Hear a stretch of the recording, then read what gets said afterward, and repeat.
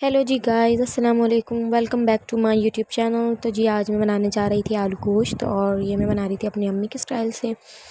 थोड़ा सा डिफरेंट मेरा भी एडिशन होगा इसके ना, बिल्कुल सेम मेरी मम्मा के हाथ की नहीं होगी। और वैसे भी मैं कुछ भी एफ़र्ट कर लूँ, कुछ भी कर लूँ, ज़ाहिर है माँ के हाथ का जायका तो माँ के हाथ में ही होता है।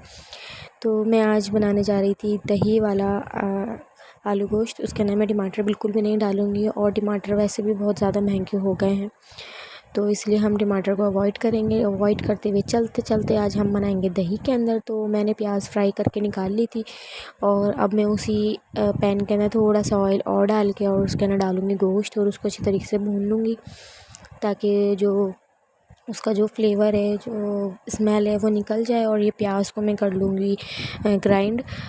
तो जब तक हम उसको ग्राइंड करते हैं, जब तक हमारी वो गोश्त हमारा भुन रहा है, गोश्त भुन जाएगा, उसके बाद फिर हम उसके अंदर ऐड करेंगे अदरक लहसुन का पेस्ट।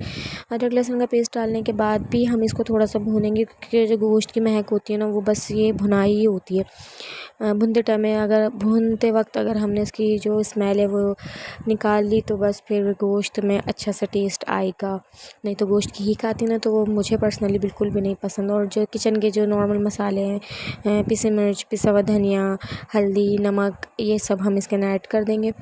और इसको करने के बाद इसको अच्छी तरीके से मसाले के साथ भूनेंगे, और फिर हम इसके अंदर पानी डाल के इसको रख देंगे गलने के लिए। गोश्त तकरीबन गलने में 1 घंटा, मैक्सिमम 1 घंटा लगता है, उससे ज़्यादा टाइम नहीं लगता है। बट जो मैंने गोश्त चढ़ाया था ना, वो गल कर ही नहीं दे रहा था, वो किसी सूरत नहीं गल रहा था, पता नहीं क्या हो रहा था। अभी मैं बार बार आके चेक कर रही थी कि शायद अब गल जाए, शायद अब गल जाए, लेकिन ये नहीं हो रहा था।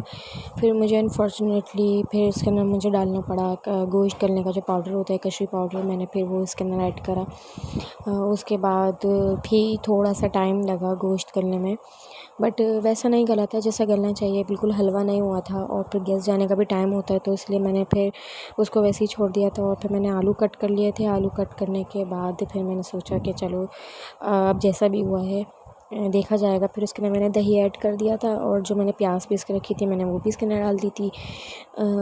मैंने पहले मैं ये सोच रही थी कि शायद दही की वजह से ना गले, तो इसलिए मैंने दही बाद में डाला, लेकिन ये वैसे भी नहीं हो रहा था। गोश्त ये वाला टाइम ले रहा था। इस पॉइंट पे मैंने चेक करा, थोड़ा बहुत गला था, लेकिन ये है कि कुछ बोटियाँ गल गई थी, कुछ नहीं गली थी। बट फिर भी मैंने उसको फटाफट से आलू डाल के वाइंड अप किया। मैंने बोला अब जो होगा देखा जाएगा। नहीं गल रहा था तो ना सही, बट सालन तो तैयार करना ही है ना। तो जी चाय का टाइम भी हो रहा था, तो मैं चाय के साथ ले रही थी। मेरे ऑल टाइम फेवरेट बिस्किट है टक, वो मुझे बहुत पसंद है, तो मैं वो उसको चाय के साथ ले रही थी। क्योंकि चाय खाली हम लोग शाम में नहीं पीते हैं, हम लोग तो नहीं, खैर मैं शाम में खाली चाय नहीं लेती हूँ, कुछ ना कुछ जो भी मेरे पास अवेलेबल होता है मैं वो चाय के साथ ज़रूर लेती हूँ। तो ज़्यादातर मुझे टक ही पसंद है, तो मैं टक ही लेती हूँ। मेरे हस्बैंड ला के रखते हैं मेरे लिए। तो जी आज गर्मी भी बहुत ज़्यादा हो रही थी, बहुत ज़्यादा हाल ख़राब हो रहा था गर्मी से, और किचन में तो बहुत ज़्यादा ही गर्मी लग रही थी। तो जी मैंने आलू भी इसके अंदर ऐड कर दिए थे। आलू के साथ थोड़ा सा उसको भूनेंगे, उसके बाद उसको हम पानी डाल के इसको रखेंगे। और मज़े की बात ये है कि आलू भी नहीं गल रहे थे, पता नहीं आज क्या हो रहा था, ना गोश्त गल के दे रहा था, ना आलू गल के दे रहे थे। बट ये था कि अब हम इसको दूसरे चूल्हे पे शिफ्ट करेंगे, क्योंकि रोटियों का टाइम हो रहा था, मेरा गैस का टाइम हो रहा था कि मुझे रोटियाँ में डालनी थी। तो मैंने इसको दूसरे चूल्हे पर ट्रांसफ़र कर दिया था। दूसरा चूल्हा थोड़ा हल्का जलता है, तो इसलिए मैं फटाफट से रोटियां डाल दूँगी। और ये इसमें बॉयल आना स्टार्ट हो गया था, और ये जो मैंने चेक किया था आलू वो गल गया था। जब हम खाना खाने बैठे तो कुछ आलू गले हुए थे, कुछ नहीं गले हुए थे, कुछ बोटी गली हुई थी, कुछ नहीं गली हुई थी, पता नहीं कैसा गोश्त आ रहा है, कैसी सब्ज़ियाँ आ रही हैं, वल्लाही आलम है। तो जी, और फिर मेरी रोटियां भी वहाँ डल गई थी, और मैं उसको बार बार चमचा चला चला के चेक कर रही थी। तो जी आलू मेरे हिसाब से तो गल गए थे, बट मैंने फिर उसके ऊपर हल्का सा गर्म मसाला डाल के चूल्हा कर दिया था बंद।